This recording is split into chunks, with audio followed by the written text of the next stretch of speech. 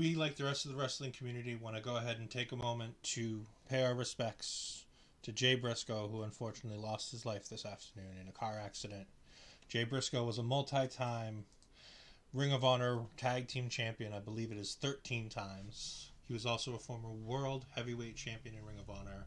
He is one of the biggest stars Ring of Honor has ever produced. His contributions are limitless to this business.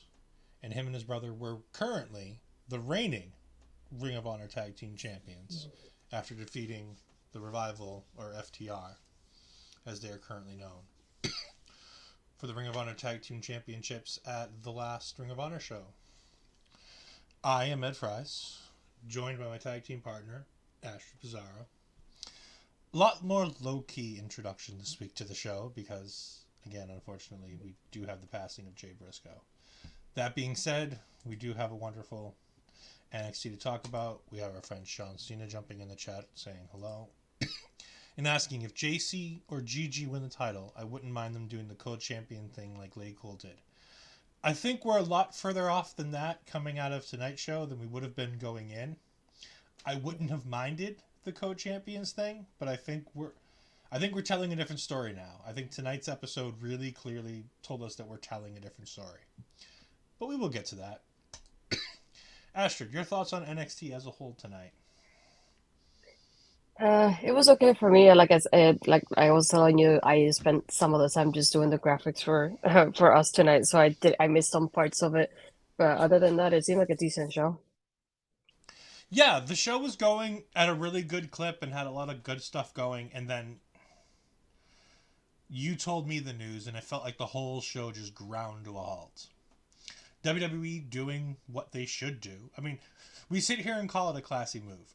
It's what you should do when a brother, in arms goes down, and they acknowledged it. Mhm. They get Vic Joseph on camera. They have Booker T there. He gets on the serious voice. Yeah. But no, it was really nice that they acknowledged it because typically they would have only acknowledged it with like a graphic the next show. They probably would never normally acknowledge it. So it was nice to see them acknowledge it on tonight's show. Mhm. But we're going to go ahead and talk about NXT tonight. We will talk a little bit about Jay Briscoe later on. We do have our friends HPC 2 Sweet in the house. Thank you for joining us. We greatly appreciate it every week. We open the show with Trick Mello versus, as I call them, Axiom Cruising. And yes, rip my guy Jay. Yeah, I mean, it's just, like I said, we're definitely going to talk about it a little bit more as we get towards the end of the show. But it's a heavy day to talk about wrestling when one of the best in the world doing it right now goes down. Asher, talk to me about Trick Mello versus Axiom Cruising. I think it's definitely like a good pick for an opener because it's definitely like the fast pace of it and like having Trick Mello. I don't mind every time they team, which is not often, so it's nice to see them doing that. Axiom and Apollo is definitely not a tag team that I had in my bingo card for this year, but it's nice to see them teaming up and the way they had the pacing together against Trick Mello, who's been teaming up and have been partners for a while now. So it was nice to see the pacing of it, how fast it went. I was just surprised by the way that Apollo just won it for the team, but at the same time, I'm glad he did because it's something unexpected for me having Apollo and Axiom win. But other than that, I enjoyed the match. This is a blue wall this week. It is my wall. It is my my actual wall. But yes, it's blue, not gray. It does look a little gray on the camera, which is unfortunate. Yeah. Let's see if some lighting will fix that. Hold on. Ooh, there we go. There you go. See a little bit more. We also have In the Hot Seat podcast joining us. Hello. Also, yes, R.I.P. Jay Briscoe. I'm going to have the scroll running in the bottom. We talked about it at the top. We're going to talk a little bit more about Jay's career later on. Barry telling me it looks blue now. Thank you. I love Trick Mello starting the show. Like I constantly say, it's that cruiserweight division opening the show. It's the same thing as in WCW Nitro. You start the show hot, people come in and they're like, "Oh, great, wrestling to start the show." Not only wrestling, but really fast-paced and interesting wrestling to open the show. Finish is really cool.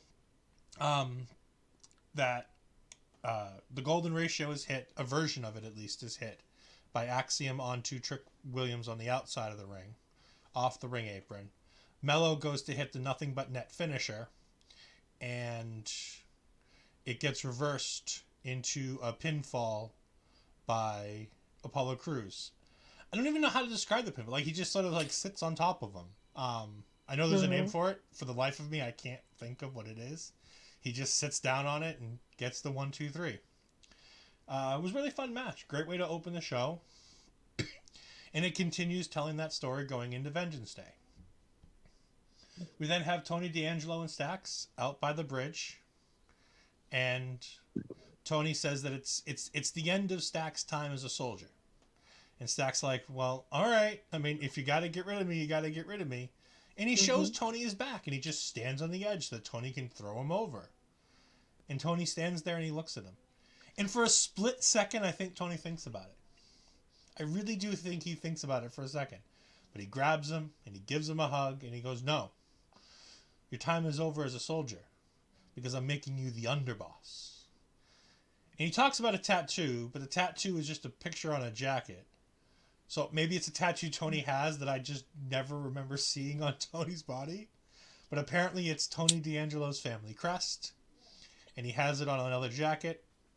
And he goes ahead and gives it to Stax.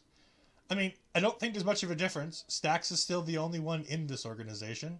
So I don't think it matters much if he's the underboss or the full boss or the pit boss or the boss. I mean, is this a sign that Sasha Banks is going to come? I don't know. Everybody I found the tattoo. You want to see it? Sure. Okay, let me put it up here while you're talking. You can go ahead and put it up there. But, it was a basic vignette. There was nothing great to it. But I love the fact that they use... NXT does such a great job utilizing outdoor concepts and outdoor content. Whereas WWE always makes things feel weird by having everything in the arena. Because that's the only time you have all of the talent in the same place. NXT does a great job of utilizing an entire week and filming content in different locations. It's really a fun thing. We then get a toxic recap of the main event Battle Royal from New Year's Evil, in which Toxic Attraction were the co-winners after they both hit the floor at the same time. Oh, okay, so it is a tattoo that Tony has. Good to know. And it's really obvious, too. I didn't realize that the two tattoos are the same thing. I don't know if you did either. I kept trying to picture it in his body and I just couldn't, so it took me a moment, but yeah, now I can't unsee it. Yeah, no, it's definitely the same tattoo. And we get Toxic Attraction walking to the ring. But when we come back, we don't get Toxic Attraction first. We have an interview with Tiffany Stratton. To which I had an interesting conversation with Astrid this afternoon about Tiffany Stratton's tweet. And if you read the tweet, tell me what you think it says, because it didn't say what I thought it said. But we find out that Indy Hartwell has stolen Tiffany Stratton's private locker room and made it the women's locker room, and that Tiffany Stratton can go ahead and change somewhere else. I think this is fine, because even if she gets a bigger locker room for just herself, if you kick all the other girls out of the other locker room, it's probably more than big enough for Tiffany Stratton by herself anyways. As long as you got the locker room to yourself, I don't think it matters if it's the private locker room or not. I mean, look at Roman Reigns. Roman Reigns don't seem to care if it's his private locker room or not, as long as he has the entire room to just himself and the bloodline. Any thoughts on Toxic Attraction, Tiffany Stratton? No, I feel like it was such a simple way to give her somebody, and it had to be Indy of all people. But still, Indy's such a great wrestler that I feel like it will help both of them, especially Tiffany, who's probably still finding her way back into the ring now. So it makes sense to have somebody like Indy has experience to help her out with that too. Yep. And then we move to Toxic Attraction in their in-ring segment. We don't like to say we told you so, but we told you so. They said last week that at the end of the match you were going to hear, and the winners of the match are Toxic Attraction. And lo and behold, as they said, like a good little girl, the ring announcer did her job and went ahead and announced that they were the co-winners of the Battle Royal. again, a really simple promo. They do bring up, because I started to write, oh, there's no dissension amongst them. They seem to be working really well. And then they both mention that the other person tried to eliminate them. And I'm like, all Mm-hmm. right, at least they're bringing it up. They're not acting like we're stupid and that we're going to forget that they tried to eliminate each other. Yeah. Um, Barry Monkey says that toxic attraction still. I don't think we're going to have toxic attraction much longer to need a third person. If Yeah. they were staying together, I would agree. I think a third person is kind of key. I don't think either Gigi or JC thrive on the microphone. They're not bad. They're more than adequate on the microphone, and they can carry a promo better than half that locker room. I think But JC's better than Gigi in almost aspects when she delivers her promos, at least. But she sounds more confident when she talks rather than Gigi. But I think like if somebody like Sonia would have been like a nice tribute, being that she's the most connected to Mandy. But it's gonna suck because I remember like us thinking at the beginning of the year and like at the end of last year because of how everything was going toxic attraction, we kept thinking we can't wait till they go to the main roster and then face Bailey and Io and Dakota and the damage control as a whole, and then now we're not gonna get anything like that. yeah, we'll talk about it more as we get to the end of the main event. Lyra Valkyrie comes out, and I have so many problems with Lyra Valkyrie. Not that she came out. I understand that somebody needed to come out. I think it would have been better had it been Roxanne. I think the whole thing feels better if Roxanne's the one to come out and be like, hey, great, you two get a shot at my title. And then Roxanne runs in the ring and that somebody saves Roxanne. I think that makes a whole lot more sense than Lyra Valkyrie coming out, who has issues with Cora Jade. And she's like, if Cora didn't get me, I was going to beat you both. No, you weren't. You were never going to win that battle royal. But okay, good. You think you were. Great. Um,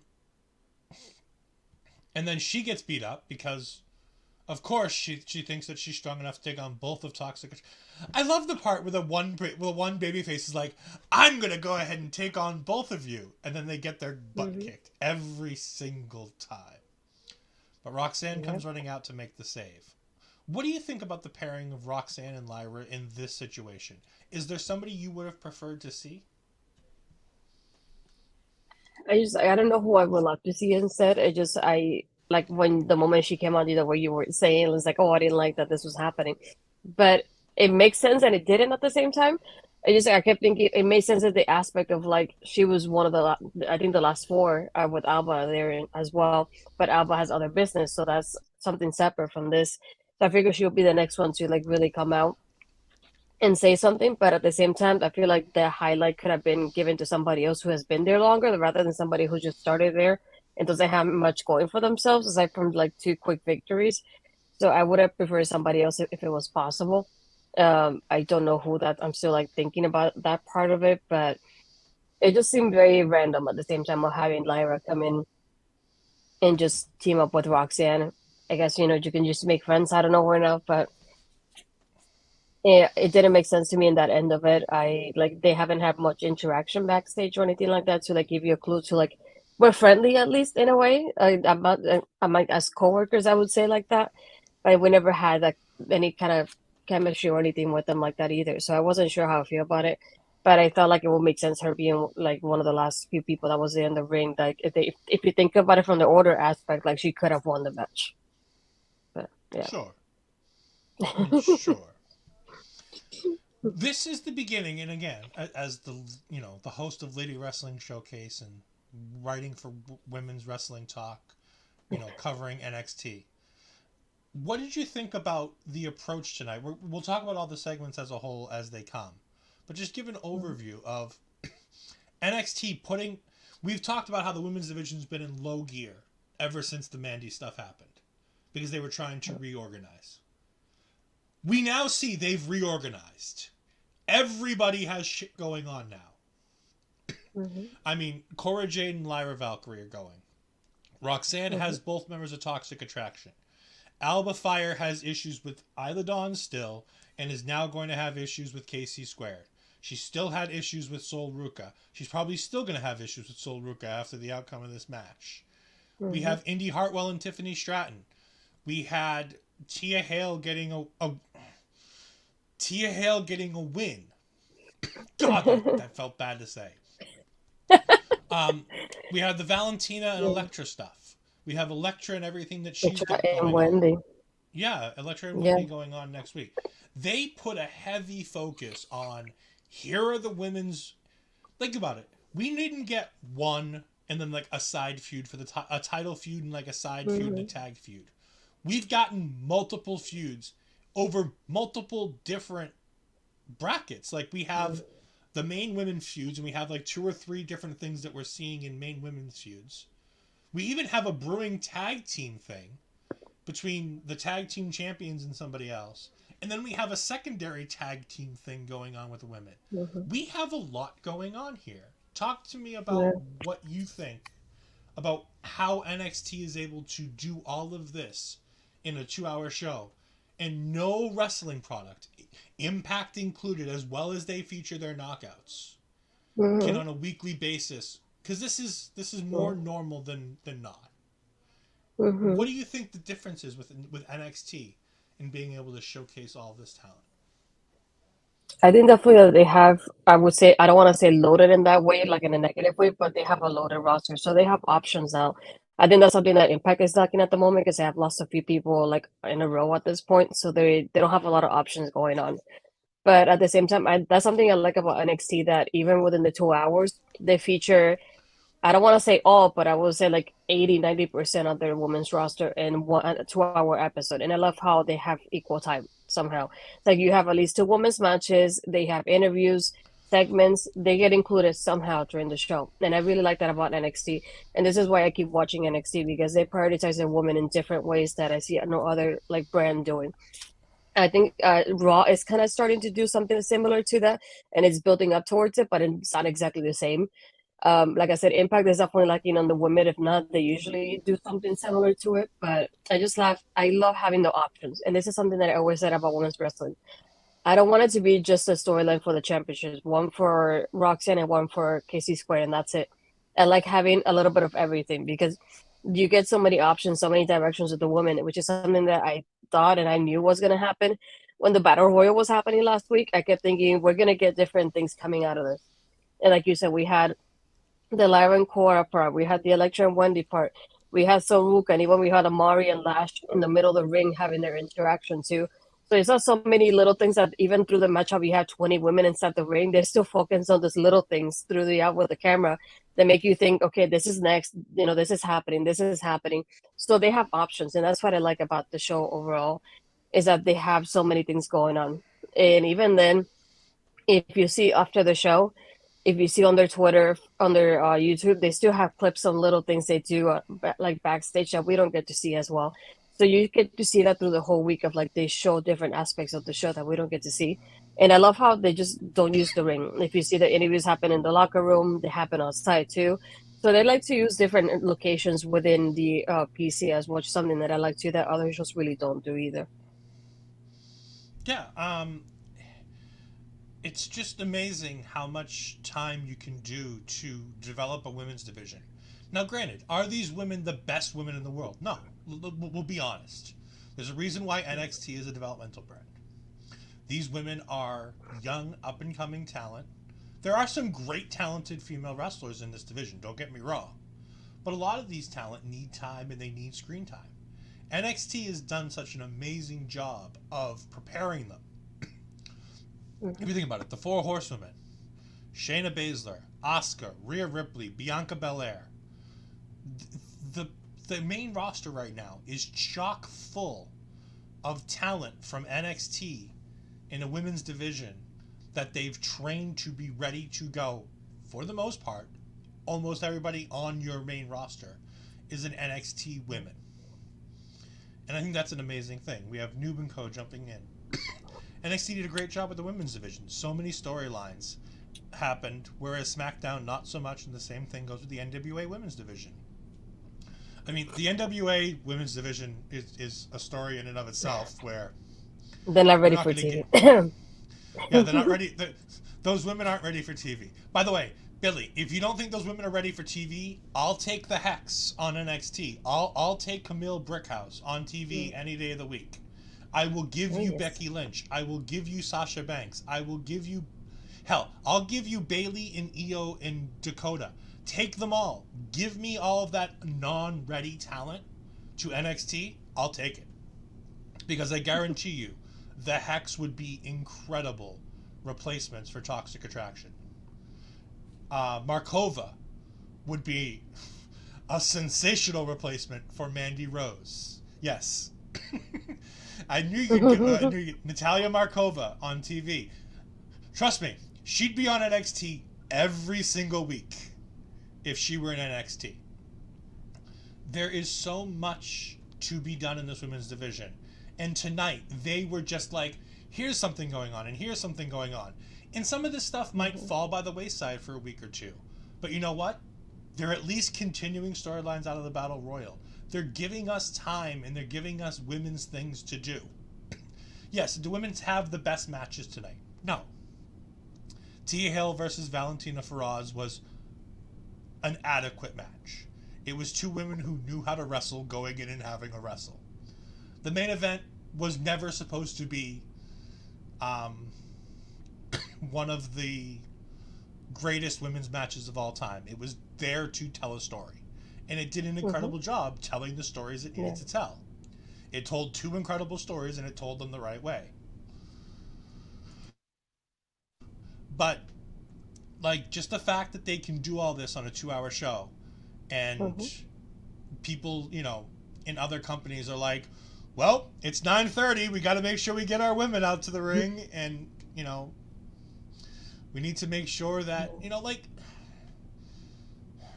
Rampage is great, but like, if you're gonna do a big match like that, is there a reason it couldn't have been on Dynamite?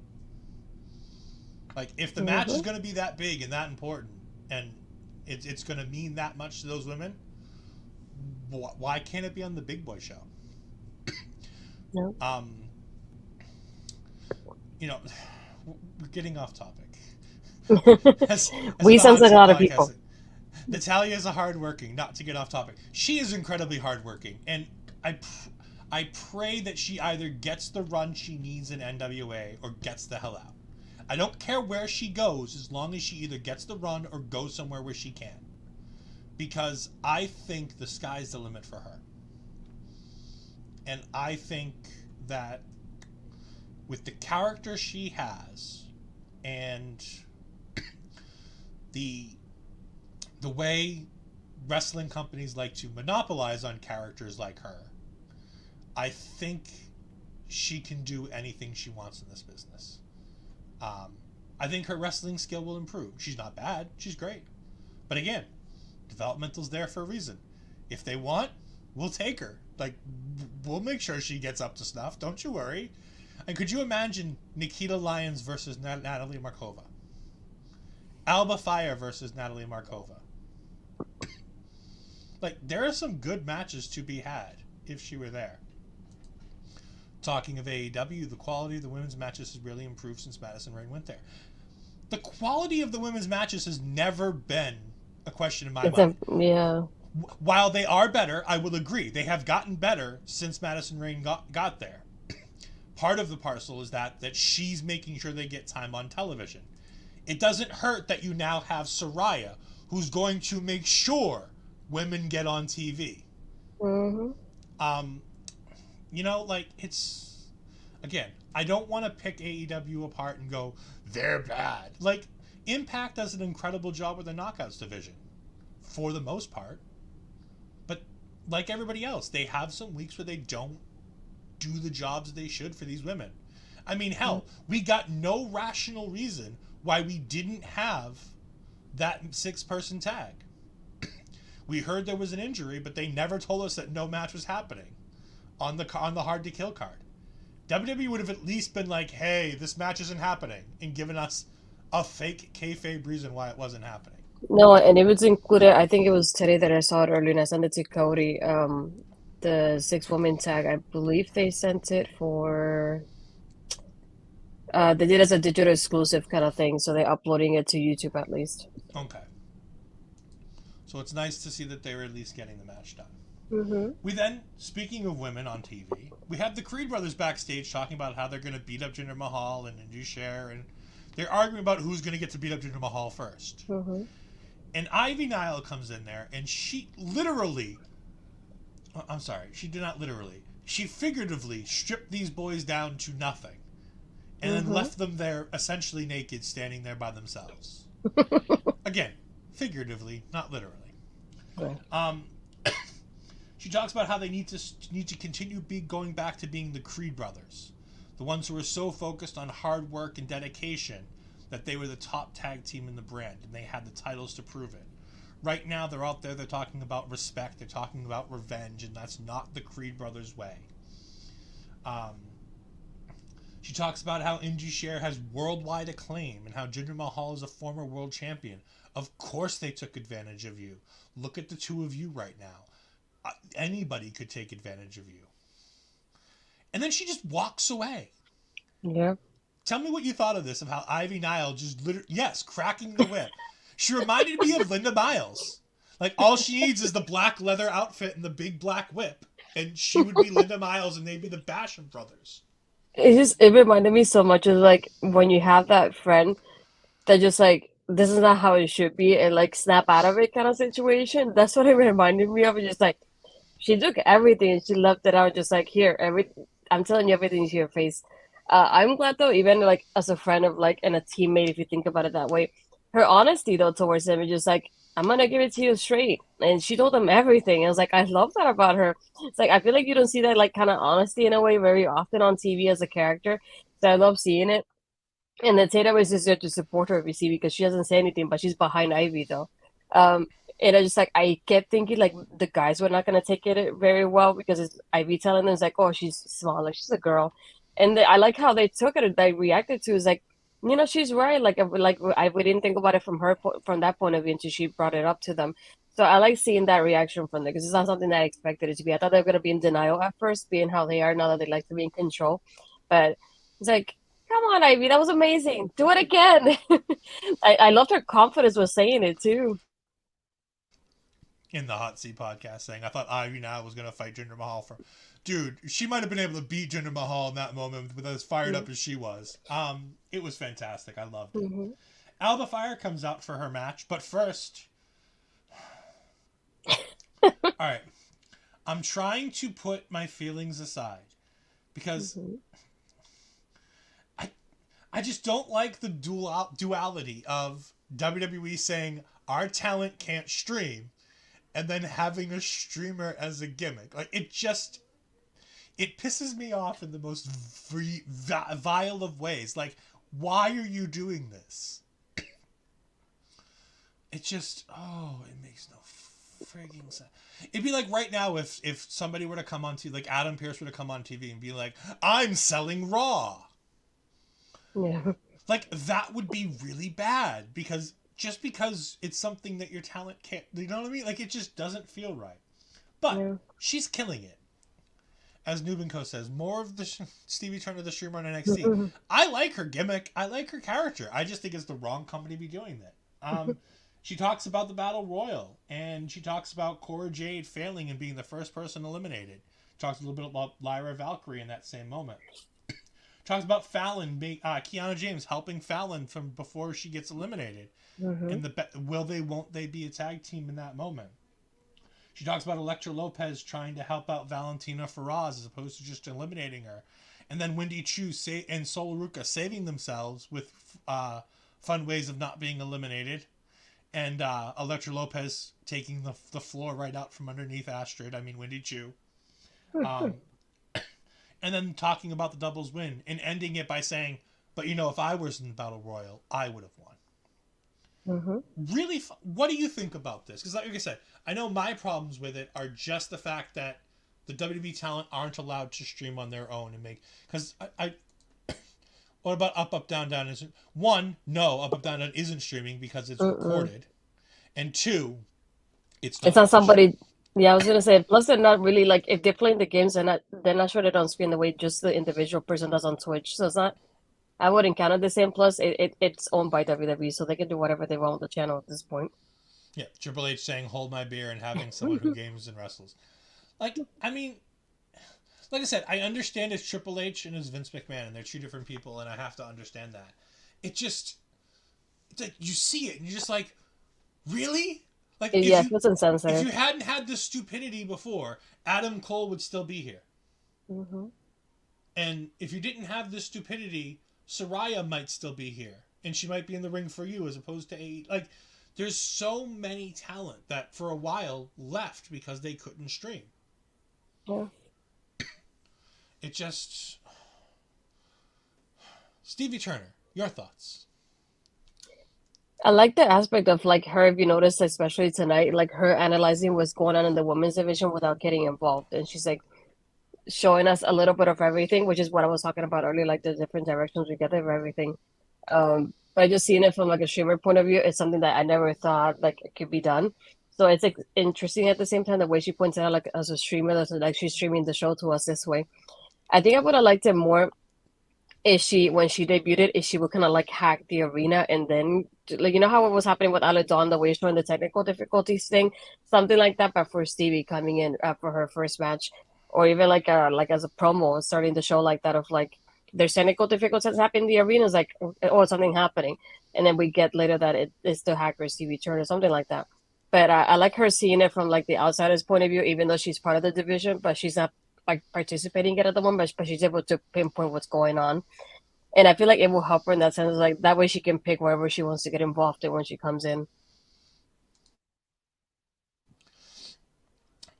I'm going to take over a little bit of the chat here now because this is the moment where we get the news of Jay Briscoe, and as I said, I'm gonna pop that ticker back down on the bottom of the screen just to have it there.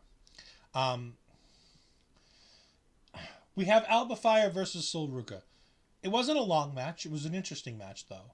Sol Hmm. Ruka, for the most part, gets pretty dominated by an ultra aggressive Alba Fire. And she keeps holding her head and like just being irritated every time she realizes that she's being ultra aggressive. And then towards the end of the match, during one of these ultra aggressive moments, she looks up and in the eagle's nest is Isla Dawn. Isla doesn't do anything. She literally just stands there and laughs. But it's enough of a distraction that when Alba Fire moves forward to go ahead and uh, go after Sol Ruka again, Sol Ruka hits that running upper. Soul Snatcher. Yes, it's Soul Stature. Yes, I had Soul Catcher written on my nose for some reason, and I was like, that's not right. The Soul Snatcher. I still think this is a stupid move. Like I'm gonna say, I still think this is a stupid. It looks It's oh, impressive though it's visually. super impressive. But like it's an RKO with like 15 extra steps that you have to make sure both parties are involved in. Like Hmm. the greatness of Randy Orton's is that it can come out of nowhere. That's what the greatness of the cutter was.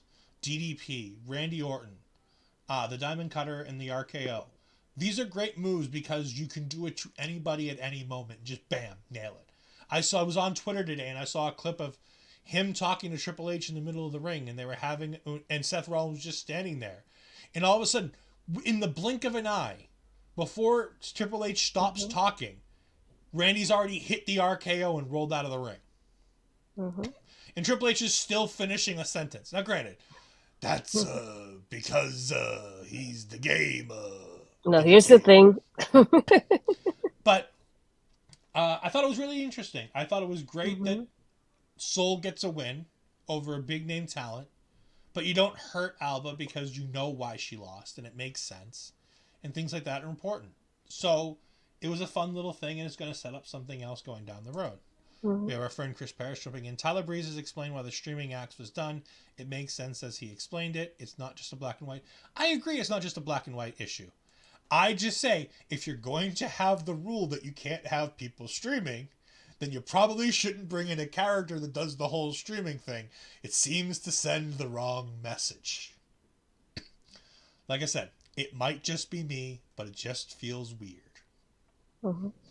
After this, we have Dijak talking about getting collecting punitive damages from Wesley after he's defeated Tony D'Angelo and become the number one contender for the North American Championship.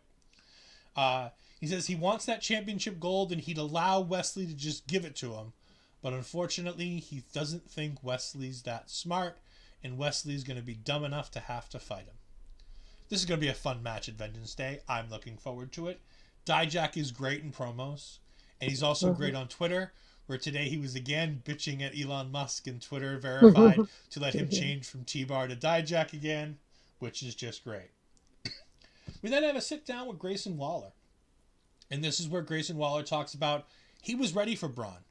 Braun was as big as he thought he was. He was as strong as he thought he was. He was as fast as he thought he was. And more importantly, he was as stupid as he thought he was. That he had Braun Breaker right where he wanted him. And they go ahead and they play the moment where the pin breaks in the ring ropes. And he goes, yeah, but I was the one smart enough to throw him in there to make sure it broke. I had him where I wanted him. But the stupid idiots who fixed the ring couldn't fix it well enough. And when I had my moment to end it, the ring ropes failed me. The one thing that was out of my control failed me. And that's why I lost this match. It's so great when a heel has real, actual rationale to why they lose matches. It makes them feel that much more vindicated. And it helps when the babyface wins. I don't think the babyface is going to win in the end on this one, though. I really don't.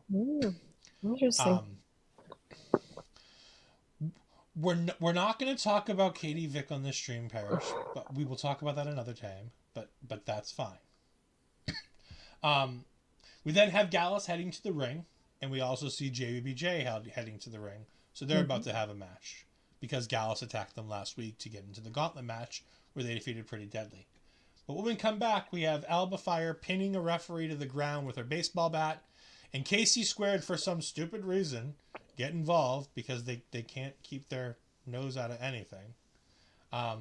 They also probably just wanted to be on TV because they saw the call sheet and saw that every other woman in the division was going to be on TV, and they're like, wait, we're not on TV? We're not defending these titles that we've won and that we've held for so long, but we don't talk about it? Yeah. And so they pull Alba Fire off and they claim they saved her job. And Alba's like, I don't care. She's like, oh, you guys have tag titles. I wouldn't mind being a tag team champion. That sounds fun. They're like, but you don't even have a partner. And she's like, that's fine. I could be the two of you by myself. I'm like, probably. I believe it that Alba Fire could beat him by herself. I think this is going to be Alba Fire and Isla Dawn becoming the NXT tag team women's tag team champions. What do you think about that? Yeah, I thought it was so random having Casey Square of all people just like, we have nobody else. You go. And just like that felt random to me having them in there. It's like I took me a moment, just like, wait, is that Kaden? Oh, it is. Okay. Let's see how this goes. I just wasn't I when they put the graphic, at least I expected them to put Alba Fire in a mystery partner or something like that. I know at the end she said she wanted to do it by herself, but we know that's probably not gonna happen anyway. So yeah, I figured Isla Dawn would be the option, if anything, to be here and just like kind of like help her embrace the like that darkness kind of situation and keep this going further. I think it'll be kind of interesting though if they become tag team champions. Imagine them like feuding but being champions at the same time. So For those who haven't seen Kaylee Ray as a heel, you're missing out. There's some great heel work from Kaylee Ray. I think she's a better heel than she is a face, to be perfectly honest with you. I think she's more catered to being a heel. It's absolutely fantastic. The stuff she did on the Indies and WCPW and things like that is just fantastic. In the Hot Seat Podcast, it's funny that you mentioned that because I was going to say plot twist. Isla Dawn wants to be Alba Fire's friend. I don't think she wants to be Alba Fire's friend. I think she wants to control Alba Fire like a little puppet, puppet on a string. And I have the feeling like all the head things that are going on with Alba Fire when she gets super aggressive, I want to say that that's kind of like not mind control, but like that's the influence of Isla Dawn seeping its way in. yeah. I think this would be fun. The one thing I'll say about this is I love that none of the women's stories that we saw in NXT tonight were like, hey, let's be friends. Like even the main event match, it wasn't like Roxanne and Lyra were like, we want to be friends. It's like we both hate toxic attraction. Hmm. So many times in the main roster, it's like we're friends, so we're gonna form a tag team. And this time, it's like no, no, no. There are no friends here. No, just partners for tonight. Yep, just partners for tonight. We then get the Gallus versus JBBJ match. There's not a lot to say about this match in my mind. It was a really good match. It was one of my favorites of the night. Honestly, it was my favorite match of the night. But there wasn't a lot to be said. It's your typical Gallus match. They control about 60-70% of it. They're big, rough and tumble guys, and working with JBBJ just makes them look even bigger and tougher because they're able to throw them around. Hmm. The finish comes when Jensen gets completely obliterated on the outside on the ramp, and Fallon Henley's out there trying to get medical attention, and out comes Kiana. And for some reason, Fallon pretends like Kiana doesn't love or Hmm. like Jensen in any way. And I'm like, she's been pining over this guy for like 2 months. Of course she's going to come out here when he's supposedly Hmm. injured. Fallon. The thing I don't get though is like I feel like last week at least they feel like I don't want to say friends, but they feel like friendlier when they were in the Frenemies. medical. Yeah, like they look like they had that common ground. I was like, oh, we're together in this at least, even though they're not really friends. So when the way in that Kiana came out, I was like, of course she's gonna come out and support Brooks. And just seeing Fallon's reaction, she's like, oh, like I don't need you here, like I'm here. And it's like, yeah, but that's her guy. You saw it last week when we were in the medical room. She was next to him. You were next to Josh. And just like didn't make sense to me, like her attitude. I feel like it going backwards from what happened last week. Like I said, last week didn't happen, so I didn't like that aspect of it. But we know at the end why this happened anyway, so it Yeah. explains a little bit better. It distracts Briggs for a little bit. It allows Gallus to get the advantage back again. And shortly after that, they hit their crappy finisher. These guys are so big and tough, and they have this really silly finisher, and I don't get it.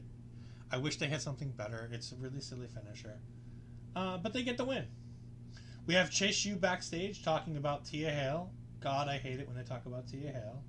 Thankfully, Andre Chase quickly comes in and changes the subject and starts confronting Duke about it. I believe this is an NXT Anonymous video, correct? Yeah, that's what it looked like to me as well. Because it was like, oh, like I got this sent to me, and I like how he just clicked like twice on his phone, just like, look, here it is. But yeah, it just seemed like the point of view of it seems like an anonymous video, and because I know like Chase wouldn't really get this video himself. So. Yeah. And it's Duke Hudson talking to one of the other unnamed Chase U students, and we see him talking about how all these losses for Chase U are bringing down his own value as opposed and the value of Chase University, and how they have to get a win for Tia Hale. And Andre Chase, for some unknown reason, gets super pissed off about this. Like, Yeah. I get it, you don't like it when somebody talks about you losing and you bringing down the organization, but Duke wasn't wrong. Like, the constant losing isn't good for Chase U. Like, it's just not. It's factually true. And Duke tries to back his way out of it and talk about Tia Hale, and they go out for Tia's match, and Andre looks annoyed, and I'm like, are we gonna make Duke Hudson the babyface in this? Because if Duke Hudson's the babyface, I'm not sure I'm down for this anymore. And anything that puts Tia Hale on TV is just a problem in my opinion. No. We have JBJ in the back in the trainer's room, and Fallon accuses Henley of using Jensen, and Jensen's like, "Are you serious? You won the bar. Like, what else is she gonna use me for? Hmm. Like, she likes me. Why don't you get this?" And I'm like, why is it that Jensen's making more sense than anybody else in this goddamn thing? This is like literally all my worst people just finally making sense and like having things go their way, and I'm like, why? You're like the wine. We then get to continue my terrible, no good, very bad segment of the show. We get Valentina versus Tia Hale. Do you want to go ahead and talk about this match? Because the only thing I want to talk about is the finish. So if you have anything about the rest of the match, feel free to go ahead and throw it in. If not, go ahead and talk about the finish on your own, and Hmm. I'll fill in any gaps.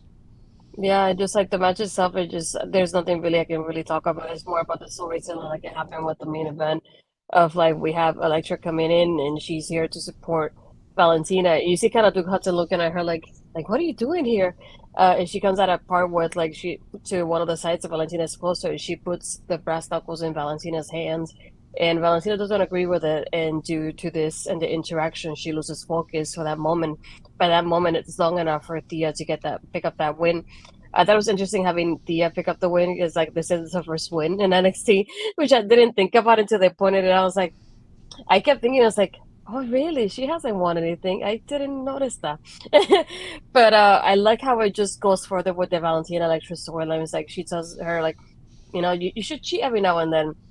And I like how she wants to like help her see that aspect of it by trying to have her do it tonight, but it didn't work out either way. But I like having that storyline is that we had that Wendy Electra storyline by the Electra and Valentina as well. And while we're sitting here, we're going to go ahead and plug our sponsors, Rogue Energy. And you can go ahead and get Rogue Energy by going to rogueenergy.com and using the promo code OLEPODS. Rogue Energy is fantastic. They have great flavors, including the blood orange and my favorite, the watermelon.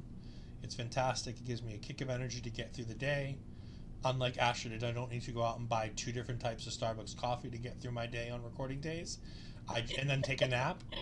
I can just go ahead and do some Rogue Energy midway through my day, and I'm good to go for the rest of the day. So go ahead and go to rogueenergy.com and use the promo code OLEPODS and get 10% off your order. Again, rogueenergy.com, OLEPOD, rogueenergy.com using the promo code OLEPODS. At this moment, we see Trick Mello coming out. And I tweeted it out, a great picture. Carmelo's wearing a wonderful sweatshirt, representing the wrestling club. Speaking of the wrestling club, we're going to have the founder of the wrestling club, Wallflower Perry, on our post show for Vengeance Day 2 weeks from this Saturday. He is a singer. He will be releasing a new single the week after he appears on our show. He is the founder of the wrestling club. He is one of the best voices in this age of teaching children about not only loving wrestling, but loving various types of wrestling, showing them stardom, New Japan, AEW, ROH, Indies, WWE, NXT, everything and anything, including Impact as well, because they saw the 60-minute match between Josh Alexander and Speedball Mike Bailey. Mm-hmm. He's done incredible work with the kids. He's going to be our guest. I can't wait. And of course I bring that up because Trick Mello comes out and he's wearing the wrestling club shirt. As the wrestling club's, I think, one of the wrestling club's favorite wrestlers. I know probably one of Wallflower Perry's favorite wrestlers. It was a cool thing to see. Basically, Apollo Crews starts coming out and bragging about getting the win. And it's basically set up. I don't think it was actually made official, but we're going to get Apollo Crews versus Mello at Vengeance Day, I believe. I know, I don't think I saw the graphic. Yeah, probably. There's no graphic, but I think that's what it's setting up. It sounds like they're setting up a match at Vengeance Day. We have, going back one set, we have Elektra having a future stable. Sounds kind of fun and interesting. We'll get to that in just a moment. Because we then have, well, we're getting to it right now, actually. I thought it was after the New Day segment. It was before. We have Elektra and Valentina backstage. And again, I love how this is another different location. So we had Mackenzie doing the interview in the interview station. We had the video of the locker room, but it was a different type of locker room. Now we have this like closed set type locker room with just a bench and a couple lockers behind it. In this dark room, and the only light is just there for the two wrestlers. It was a really cool visual. And Elektra talks about going ahead and wanting to make sure that Valentina wins at any cost. And I got a line that I sent to Astrid, and I need to go back and get it out of our chat. Oh, I have it here if you want it. I copy and please, pasted it. Okay. She said, I stood with men before, and I realized I gotta stand on my own to get what I want, and I practice what I preach. That's such an amazing stance, because we've never addressed on television why Elektra Lopez got replaced for Zelina Vega on the main roster when they came up. I love how they finally make it seem like Elektra made the choice. That's pretty cool. Astrid, I know you're both a big fan of La Madrina, and all of this with Zelina Vega and everything else, the representation of it all, but more importantly, not just for women, but the empowerment of that one phrase. Go ahead and talk a little bit about that while you got a minute. I love that because, like, if you think about it this way, we had the Legato feud with Tony, so she was working with Tony for a little bit there, but overall, she was always with Legato. And like you said, it closes that chapter. It gives you that part of like she wanted to think for herself, and she wanted to stand up for herself, and this is her way of doing so. And I love hearing that because I just feel like it gives you an answer to everything of why she wants to pursue this on her own. And not only that, but like Daphne saying in the chat as well, and just like thinking of her adding Valentina. Why did she starts adding Julissa when she returns as well, and having these kind of like Latinas kind of stable going on, which we never really had before. We have representation like scattered around. We had people like Victoria, we had people like Bailey and Melina, and even like AJ Lee and now with Zelina, but we never really had a group of Latina women just teaming up together and standing up for themselves. And I think it'll be something like powerful for like not only Latinas but women as a whole. I think it will be like Daphne says, exciting and interesting to think about it from that aspect. So who knows? I'm interested to see if it goes that way because I would love to see it. As HPC says, Latinas. Yeah. I mean, it's fun. I don't much care for Valentina Feroz. I care less for her tag team partner. That being said, anything that puts La Madrina on a bigger stage and gives her something to do, I'm all for. I think once she gets the in-ring reps down, the sky could be the limit for her because she's ultra talented on the microphone. And if all she is a manager for the rest of her life, she's going to be one of the better ones because she's really got a knack for it. And I could see her running a stable or being a manager and really doing well with it. I miss her as part of Legado del Fantasma, and Zelina Vega doesn't fit. They're trying to fit Zelina Vega in because she's a bigger name on a bigger stage that they trust a little more, and it's a mistake. While I love Zelina Vega, she doesn't fit these two. She doesn't fit with Santos because Santos doesn't need a mic or mouthpiece. You know, it's and that's the problem. Like the reason why La Madrina fits so well into the Legato stable is because she felt like she fit. Zelina is so extravagant and so over the top with what she's doing on screen that I think it takes away from Santos. Just a touch. Not a lot, a little bit. Mm-hmm. Whereas La Madrina made him feel like a bigger deal. Like the Zion Quinn thing, she never felt like a bigger deal than when two men, and I don't want to say we're fighting over her, but the power that she took in literally using the two men to fight for her own amusement. Like at the end of the day, it was literally just for her own amusement because she tossed Zion Quinn to the side like it was nothing. Just wait till they grow. I mean, the tag team could be fun. Don't get me wrong. They could be good. Like I said, I feel like there's so much more that Elektra could be doing. But this is a good start. At least she's back on my television screen. And she's proving that she's a strong female role model. And that's not a bad thing to be had. It's a really positive thing. Yeah. We get the New Day in the ring talking about the tag team titles. They say they are happy that they're dressed to the nines tonight because they're finally done with Pretty Deadly. And who's the next tag team that they're going to be taking on at Vengeance Day? They say it's Gallus. And I'm like, cool. New Day are like, look, these guys are the strong tag team. They're the ones who the last team to win in the gauntlet. We want to face these guys. And I'm like, all right, that makes sense. Baby faces want to take on the big bad tag team. Makes a whole lot of sense. Pretty Deadly comes out and is like, no. We're still the number one contenders. We never really got our rematch. And you've been having us running around and jumping through hoops. To which Xavier Woods says, Kofi, we should have had them jump through actual hoops. all this stops when Gallus comes out, and they basically tell Pretty Deadly to go away, that they're not wanted here anymore. And Gallus gets up in the face of New Day. And I still really want to see that singles match between New Day and Gallus. Because these guys all stand eye to eye. And it just tells you how big Kofi is. Like it's surprisingly big. They don't feel small next to Gallus. And I always feel like Gallus are big, tall dudes. But they felt really cool standing next to each other. This all breaks down when Pretty Deadly attacks both teams.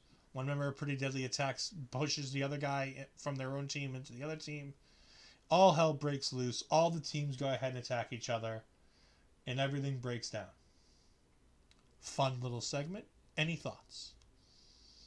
I know this is gonna come off, I don't want to say weird, but me being me and being a person with an accent, I hated that line with the accent. I really hate it.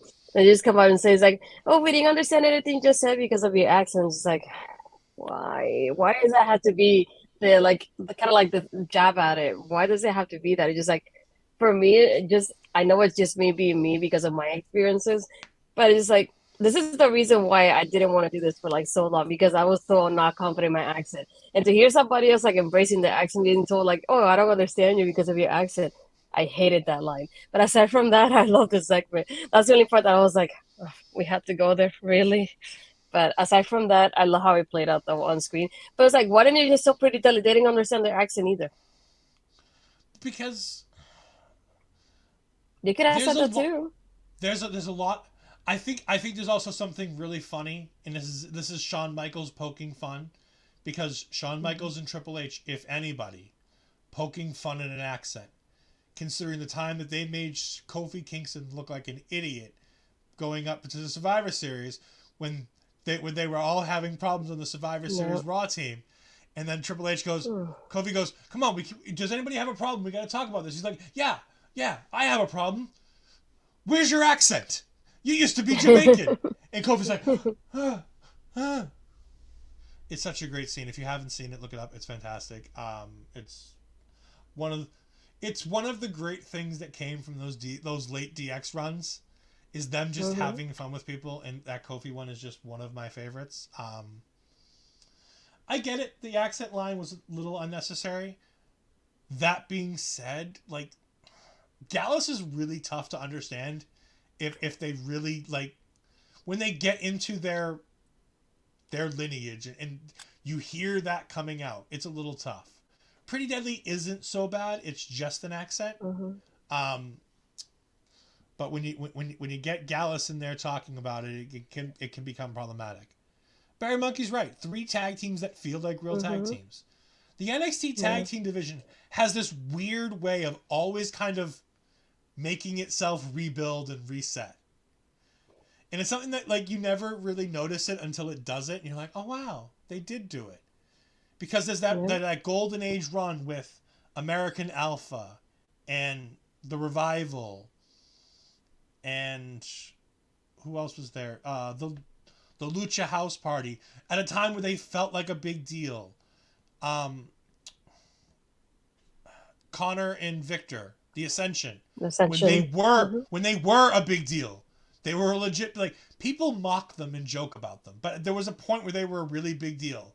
And they were tag team champions. And their entrance? Yes, it was great. The Ascension before the main roster was a thing of beauty. It really was. And then it got destroyed. And then it got rebuilt with the Undisputed Era and Heavy Machinery and the Viking Raiders. And then it got destroyed again. And Oney Lorcan and Danny Burch in Undisputed Era. And the Revival. And, like, all these great tag teams came out again. And the Street Profits. And it was just, it keeps refilling itself. Even though WWE doesn't do tag team wrestling well most of the time, this tag team division always seems to revitalize itself. To have three or four really great tag teams in NXT, and they have this resurgence, and we're in that moment again. The New Day have come down to really give these tag teams a rub, but Jensen and Briggs are really good. JBBJ are really finding a stride for themselves. You've got Gallus. You've got Pretty Deadly coming over from NXT UK. You still have teams like Enofe and Blade who are finding some footing. They still need a lot of work, but they're finding their footing. And then you bring in the The New Day, Creeds the Creed brothers. and And like I said, Industry. Andrew Scher's come back now. You've got Jinder Mahal to throw in there. And you bring in the New Day to just solidify it and let the New Day just kind of do a run with all these teams and have these matches and make these teams feel legitimate. It's smart booking done easy because you just like let them go out there and be them and do the things they do. And you don't give them stupid gimmicks and you don't change their name 60 times. And you don't make them wear weird face paint and bring in one of their wives and dress her up in Wish.com cosplay of one of the biggest stars on the indies. Yeah, I'm talking to you, Valhalla.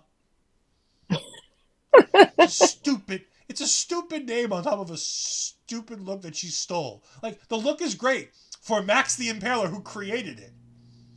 Mm-hmm. It doesn't fit the gimmick that they're doing. It doesn't fit anything. But, you know. God, WWE Tag Team stuff is stupid sometimes. But then you get gold like the New Day and the Usos for the last 10 years having matches that literally could be in a tag team wrestling textbook. It doesn't make sense sometimes. Anyways, before I go on too much of a rant, we get a backstage moment between Lyra Valkyrie and Roxanne Perez with Mackenzie Mitchell, who again was all over the place tonight. I really hope she gets paid well because, man, that woman's on the show. I used to not count her as a woman on the show. You know what? I'm going to start counting her.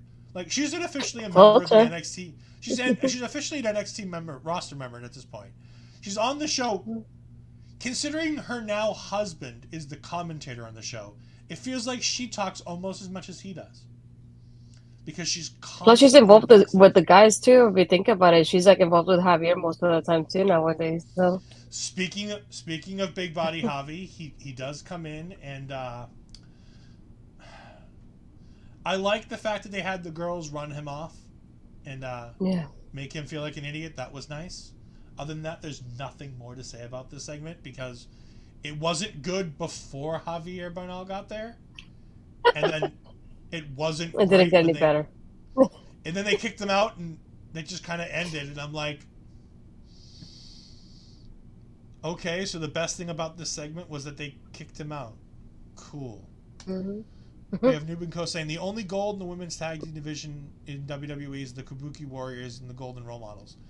I even say the Kabuki Warriors is bad because, again, we're talking about names and things that we shouldn't do, and you get the Kabuki Warriors. They were managed by friggin' Paige. Like, the epitome of this is not what we should be doing. putting the nice, pretty white lady in front with the Japanese ladies and saying, here, we need you to go out there and talk for them because Vince McMahon doesn't trust Asuka and Kairi on the mic.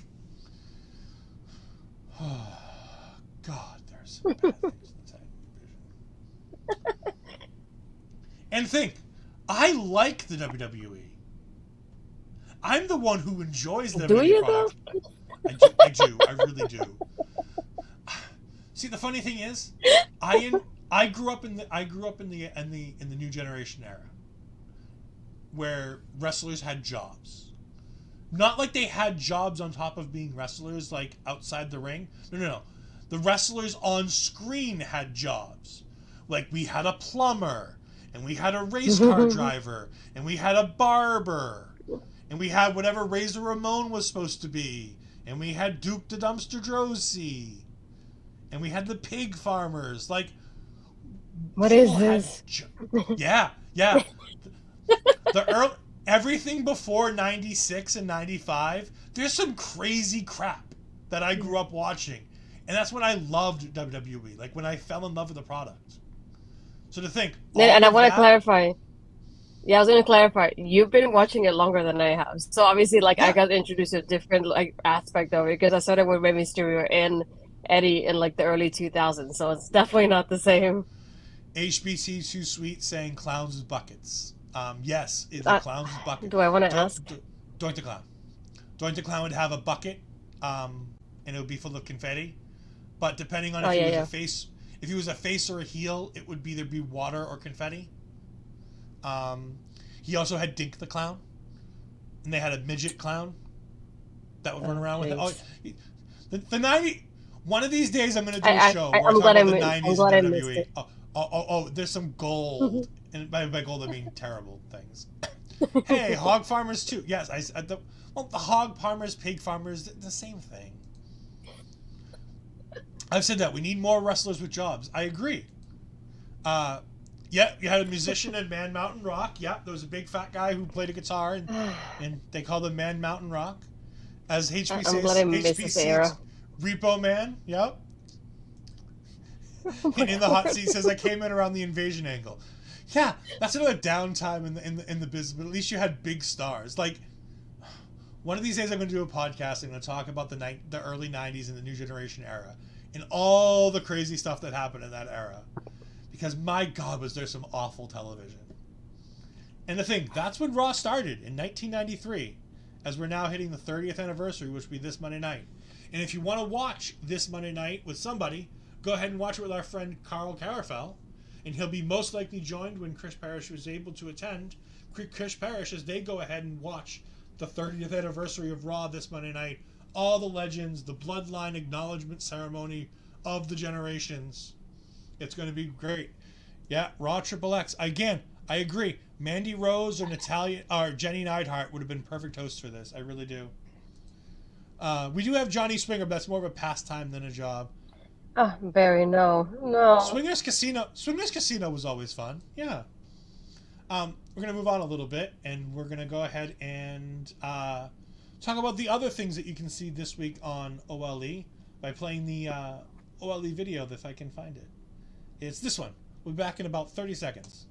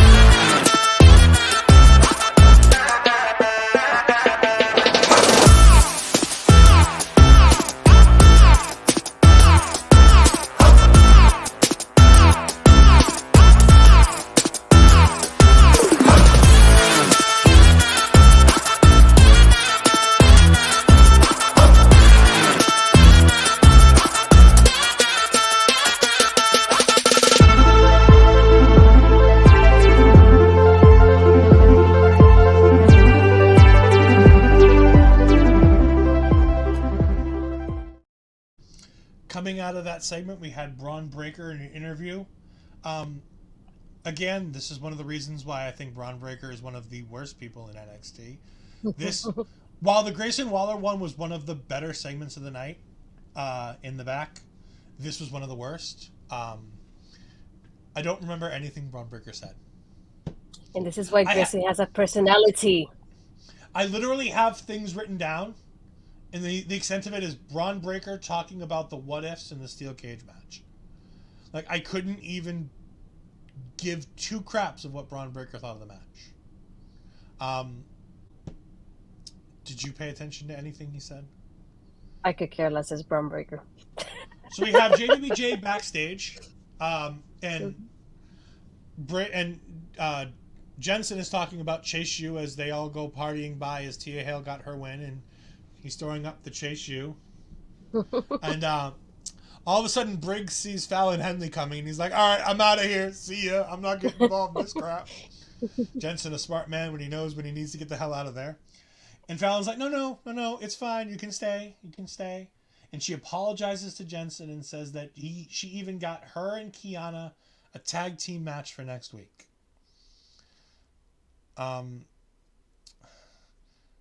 I feel like this was rushed a bit. Like, she went from hating the lady like 20 minutes ago to being like, all right, cool. Yeah. Jensen really likes her, so I'm going to get us a tag team match. It's like we should have waited 1 week and then do the tag team in the week after, maybe, just to give her so like, Maybe. okay, yeah. We then get told that Vengeance Day is adding the triple threat tag team title match to the card. So now the three matches confirmed for Vengeance Day are going to be the triple threat for the tag team titles between Gallus, the Pretty Deadly, and the New Day. We have the NXT Championship match in a steel cage between Braun Breaker and Grayson Waller. We have the women's triple threat match between Toxic Attraction and Roxanne Perez. We also expect to have Carmelo Hayes versus Apollo Crews on this card. And I wouldn't be surprised to see Alba Fire and Isla Dawn versus KC Squared for the NXT Women's Tag Team Championships on this card as well. Do you see anything else that's calling out for a pay-per-view match? Or premium live event, as we should call it? No, I think the only one that I'm like maybe like half and half will be the women's tag, because I feel like usually they don't do a lot of PLEs for the women's tag. They end up being like the week after, just like, hey, we're gonna do a tag team night. But yeah, that was the only one that I'm like maybe. But everything else, yeah, it's the same for me. I feel like the big match that we're going to get the week after the PLE on that Tuesday, I think we're going to get the main event being the Creeds versus Indusher. I have a feeling that's going to be the main event, either the week before the PLE or the week after the PLE. Not sure which. We then get a rundown of what's going to be happening next week. I've added KC Squared versus Alba Fire. Oh no, that was on the graphic. KC Squared versus Alba Fire for the Women's Tag Team Championships. I have Isla Dawn penciled in my notes. I have a feeling that she's not going to start the match there, but I have a feeling about halfway through she's going to come out. It's going to distract KC Squared, and Alba Fire is going to win the championships by herself. And then she's going to hand one to Isla Dawn. We have Tiffany versus Indy. Elektra versus Wendy. Tia Hale. Your favorite segment next week. Segment. By the way, I'm already expecting to be sick next Tuesday night. So I'm having the. I have a feeling in 7 days I'm going to be very ill. Tia Hale's going to have an award ceremony next week. And we're going to get the Women's Championship Summit after what we see in the main event that was announced after the fact. We then get the Bird Lady and Roxanne Perez versus Toxic Attraction. This was a fun match. Again, it wasn't so much that the match was anything to write home about, because while there was nothing wrong with it, it was never intended to be a match to be thoroughly enjoyed, because it was never a match for a match. It was a match to tell a story. And every now and then you need those. And it told a great story. Cora Jade comes out and pushes Lyra off the top rope as she's getting ready to do her crappy splash, where she just kind of falls off the top rope. This week she did a crappy splash where she rotated and fell on her back. It still looked pretty bad, but at least this time she did a flip. Toxic Attraction gets the advantage, but Lyra Valkyrie does make the tag to Roxanne Perez, who gets in there.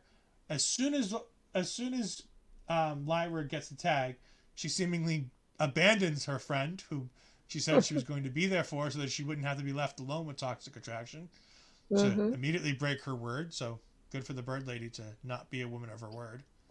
And she goes ahead and runs off Cora Jade by going out on her alone. The referee, for some reason, while the women are way long gone, decides to keep looking up the ramp to yell at nobody. And in that moment, Toxic Attraction get the advantage again. And they go ahead to hit their finish. Okay, is it just me? Or does it look like JC Jane was doing an entirely different kick than she does when she does her finish? Yeah, I think it's definitely angled for that way to set it up for Roxanne, because it definitely looked different to me. Like there's something that were off about it, but I couldn't tell what it was. I was like, something doesn't look right here. But I'm glad you pointed it out, because that was definitely it. If I remember correctly, they typically do a high-low, right? Yeah. So JC Jane is like a spinning leg throw in the face, and then Gigi Dolan does the leg trip on the bottom. That's typically what their finish is. Gigi Dolan had to continue standing, which was one weird part about this. And then JC Mhm. did like a big boot like Charlotte does. And Yeah. none of it just like, I get what they were going for, but it felt weird that they were going into their finish and neither woman did the part of the finish they normally do Yeah. while Roxanne got away. And then she goes ahead, so JC Jane kicks Gigi Dolan in the head, and she's all upset. Roxanne Perez does a leg sweep and tosses JC Jane out of the ring. She goes ahead and hits Mhm. pop rocks on Gigi Dolan and gets the 1, 2, 3. Go ahead and talk about Toxic Attraction and Roxanne Perez and your thoughts as we head into the I pay-per-view. really, I feel like this was something that I knew was gonna happen eventually, leading up to the pay-per-view, just like adding that tension to it, just to give you that. I was like, are they really gonna survive this match? Because like I think about it this way, Roxanne's not gonna lose, so one of them has to get the pin somehow. So I figured that maybe they go at it with each other, and Roxanne kind of takes the advantage of that aspect and just pins one of them, sort of like it happened tonight. So even when the match was announced from the beginning, this is definitely going to be a preview towards like how the match is going to go, and that's how I felt like with this ending particularly. And I wanted to go back to like what Lyra said, because she said normally I fly alone, but tonight I made an exception. I was like, yeah, how long did that exception last? Not that long, girlfriend. It Uh, lasted as long as until Cora Jade got her nose involved. Yeah. So I like how we have Cora involved in something that I expected as well, just to continue that rivalry with her and Lyra. So I knew that was happening from the moment the match like was happening. I was waiting for it to happen more than anything. Um, and it's something that I also noticed like last week and even t this week with the promo with Toxic Attraction, because last week when they won, JC was a little bit behind Gigi, and you could see like the way she was staring at her, and I was like, yeah, this is the one that's definitely gonna turn. And even when she did it the battle royal, I was like, I'm thinking this is how it's gonna seem like towards the end, or like maybe them fighting for each other. It's like, no, you win, or like you win. It's like, no, like that I should take it. And then Roxanne's gonna be able to take advantage of it. So that's why I'm glad at the same time it's a three-way. It's just a way to protect Roxanne more than anything. One of them has to take the pin somehow. So it like you said, the match itself, I don't want to, it wasn't a bad match, but it's more about the storytelling between Lyra and Cora versus Toxic Attraction and Roxanne on the other side. So everything that happened, especially during the end, it made sense for me. So Yeah, that was it. everything made sense. The match was fine, but it wasn't a main event match to put on a main event match like Hikaru Shida versus Jamie Hayter. I believe that was the match a few weeks ago on Dynamite, right? The main event match that caught the world afire. Mhm. Um, it wasn't a main event match to do something like that. This was a main event match to tell a story. Um, and it did exactly what it needed to do. Mhm. It furthered the development of the potential breakup of Toxic Attraction. It shows us that Roxanne can beat two women at the same time. It told us the story between Cora Jade and Lyra Valkyrie. This show did so many amazing things for all the women on this show. And in my mind, this was a really, really good NXT for a lot of those reasons. There was nothing, my own personal opinion of people aside, there was nothing bad on this show. Mhm. Um, Astrid, why don't you go ahead and give it the natural star rating? Mm. It's just I don't want to say it wasn't like you said it wasn't a bad episode, but I don't want to give it 5 star because it didn't feel like a 5 star NXT episode.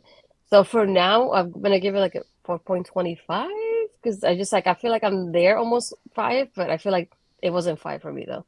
Yeah, it's a 4 for me. It wasn't a perfect show. There were some segments that weren't great, but nothing was bad. Mm-hmm. Everything felt like it fit. Nothing felt like it Yeah. was out of place. And my own personal opinions of Tia Hale and all the things I do for the on-camera stuff aside, everything worked. Everything had a point. Mm-hmm. Everything had a story to tell. The women were featured so heavily without feeling like they were rammed down our throats. We Yeah. had women's segments everywhere this week, but yet at the same time, it didn't feel. We still have women who weren't on the show. Nikita Lyons, Zoe Stark were the notable big name people who weren't on the show. Like Wendy Chu was mentioned. Mm-hmm. Tatum Paxley was there behind Ivy Nile. Like most of the main women who are going to be focused on were involved in something, shape, or form on this show. It was a really Mm-hmm. great job. Um, we're gonna go ahead and take a little bit of time to talk about Jay Briscoe here because obviously it's the story of the night. Ash didn't want to watch a lot of Ring of Honor. I have watched a fair deal of Ring of Honor, and I'm a big fan of Jay Briscoe. Ironically, we're birthday twins. We were both born on January 25th, 1984, which is always something that I thought was funny. And the one time I got to meet Jay Briscoe, he did think it was pretty humorous too. They were waiting to do a run in, and I tagged him on the shoulder, and he's like, hey, what's up? And I was like, hey, we were born on the same day, and I think just wanted to say that was kind of funny. And he laughed, and he goes, yeah, that's pretty cool. And he laughed, and he gave me a high five, and then Mark tapped him on the shoulder because it was time for their run in.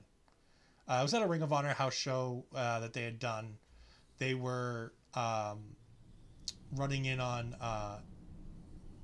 LIJ. There was a whole thing going on between LIJ and Bully Ray and all kinds of stuff like that. It was great. It was a good time. I looked up Jay Briscoe, just some more information about Jay Briscoe from the internet. And I just want to read some of these amazing things that him and Mark Briscoe have done in their career. They were the 2-time CZW Tag Team Champions. They were 3-time GCW Tag Team Champions. They were 1-time Impact World Tag Team Champions. They won the 2022 Crockett Cup in the NWA. They were the IWGP Tag Team Champions once, and they were the Never Openweight 6-Man Champions twice with Toriano. They were the Pro Wrestling Noah GHC Junior Heavyweight Tag Team Champions once. They were Jay Briscoe himself was Ring of Honor champion twice. He was a World 6-Man Champion once with Mark Briscoe and Bully Ray. He was the World Tag Team Champions, as I said, 13 times with Mark Briscoe. And he won the Honor Rumble in 2009. He was also the winner of Tag Team of the Year, Feud of the Year in 2007, Tag Team of the Year and Feud of the Year in 2019. And they were part of the Tag Team of the Decade for the 2010s and the Tag Team of the Year in 2021. They were inducted into the Ring of Honor Hall of Fame in 2022. These guys were immensely talented, and Jay Briscoe was the star of that team. Mark Briscoe is fantastic, but Jay Briscoe was the standout. The Jay Driller and his feud with Jay Lethal is one of my favorite things from the two of them, from him as a singles competitor. The work they did with Bully Ray was some of the greatest things I've ever seen. The Briscoes as a tag team, again, 13-time tag team champions. I wish they would have challenged themselves to go further out into other companies. They seem to start be doing it lately when they went ahead and started working with Ring of Honor again as part of AEW, and it's one of the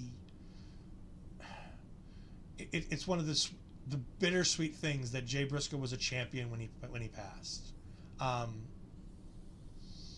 It's hard to believe that a man so young and so talented, and a family man. Every tweet you're seeing about him from people who knew him, between Cody Rhodes and Moose, all these wonderful people talk about how much of a family man he was. And it's just an amazing outpouring of support for him. We have HPC throwing up the praying hands. We have Barry saying, best tag team most wrestling watchers have probably never seen. Yeah, there's a lot of people who have never seen them and would never know that they're probably they're in my top 3 of tag teams of all time, with the Dudley Boys, them, and then it's a rotating third, whether it be the New Day, whether it be the Horsemen, whether it be a multitude of other tag teams. That they're in my top 3 because they're one of the definitives in that top 3.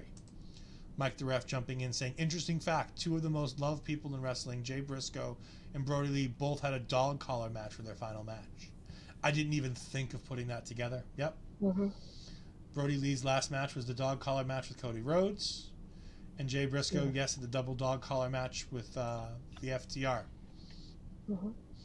Jay Briscoe is a massive loss to the entire wrestling community, to the point where NXT brought it up on their commentary team. And incredibly... It's weird to say it's a classy move when it's the right thing to do. But WWE so often does the wrong thing in spite of the fact that they know what the right thing to do is, and the fact that they took the moment. It's only 20 seconds, but they take the moment to have Vic Joseph put the serious voice on and have him stare down the camera and be like, the wrestling community lost one of the greats today. Jay Briscoe died. And just, they didn't mention where he worked. They didn't mention the companies he worked for, but they did what they needed to do. And they paid respect to a wonderful man. My heart, as the Oli account said way up here, I'm trying to find it. My mouse does not want to scroll right now. I'll help you now. I got it. Okay. We here at our local establishment would like to send our thoughts and prayers, and most importantly, our love and support to the friends and family of Jim and Jay Briscoe Pugh. We hope that everyone close to him finds the strength and courage they need during these terrible times. It's an incredible time in the wrestling world. 2023 has not been a kind year to anybody right now. It seems like in the first 2 weeks of this year. Tell somebody that you love them if you haven't seen them in a while. Keep the people you love close, because you never know when the end might be near for you. As hard as that is, we're going to go ahead and have Astrid tell us where we can find her this week. How am I supposed to talk after this? No, I wanted to say I didn't notice it at first because it's been a while, but the only time I ever saw the Briscoes live, like I talked to you, was during the Supercard of Honor when I went to New Orleans. I wish I would have remembered it the way I did, because it feels like so long ago now. But I just incredible to think of that I've never seen them live, and then I realized that I did. But definitely I know that they are a big name when it comes to tag teams, so I respect them and their families, and my condolences to them during this time. And just seeing so many people, like the tweets right now from so many wrestlers in the community talking about Jay, it warms my heart at the same time as seeing so many people talk so positively about him, because I obviously I didn't know him, and I can't say I was a fan because I didn't watch him like you did. But it's incredible to see the words like that and how people talk about him. Even when they didn't know him, the little interactions they have with him were, welcomed enough that they're talking about it. So it's amazing to see, even within this dark time, a positivity within the community, which I like. So yeah, I love seeing the graphic. I saw that Tony Khan tweeted about it while Carl was doing Turnbuckle Talk, so that's why I told him during the chat as well. It's just, yeah, something that we were not expecting to happen today, but we still wanted to pay our respect to him and condolences to his family, and I hope they find peace within everything. But now I feel awkward to say, but for my plugs, you can find me on my Twitter, which is Astrid Pizarro, my Instagram, Astrid Pizarro20. I'll be here next week again doing Taking Over with Ed, and then Thursday doing Making an Impact with Cody. And this Friday, I do have an episode coming up with Jose. It's with his series called Content with Creation. When it's live, I will share it on my Twitter as well. Just talking about my background and everything I've done, from doing my book stuff to wrestling, which is what I liked about his podcast, that it covers everything when it comes to content creation and everything I've done from beginning to end. So it's nice to go that memory lane of everything I've done so far. But yeah, that and like we said, we have Victor or Wildflower Perry coming up for us doing Vengeance Day post show, so we're excited for that to happen. But other than that, I'm just gonna enjoy my weekend watching the Impact Wrestling tapings here in Kissimmee/Orlando. So I'll try not to post a lot of spoilers, but we'll see. I don't want my tag team partner to say something about my spoilers, but I might spoil him later. Send them to me. Don't send them to Cody. Send them to me. Yeah, I'll be nice. I'll send them to you. But other than that, I just want to thank everybody for the support. It's really appreciated seeing the support from the community and everything I've done so far. I know this is not, I feel like I'm going sappy, but it's just like I'm just grateful for everything that we have going on. And of course, you can find me here on Taking Over. You can find me hosting co-hosting Marvel Talk with my friend Andre C. We're going to be hosting an episode in a little over a month from now, when the Ant-Man movie opens up. I got my tickets last night. I got middle of the middle row in my IMAX cinema, because my friend is a diva and he has to watch everything in IMAX. Don't blame. $20. I'd rather just go to the theater down the street that costs $5. But anyways, you can find me on Twitter at edfries12584. You can find me on Twitch, edfries2002. I am planning to do a stream from my PlayStation tomorrow of GM mode. I'm going to go ahead and take either NXT or SmackDown. I haven't decided which yet. SmackDown feels like a cheat, but it's the one I normally do. And we're going to go ahead and see if we can beat the computer. I'm not going to do the whole thing tomorrow because I typically do the 50-week seasons. But we'll definitely get some good GM mode in tomorrow.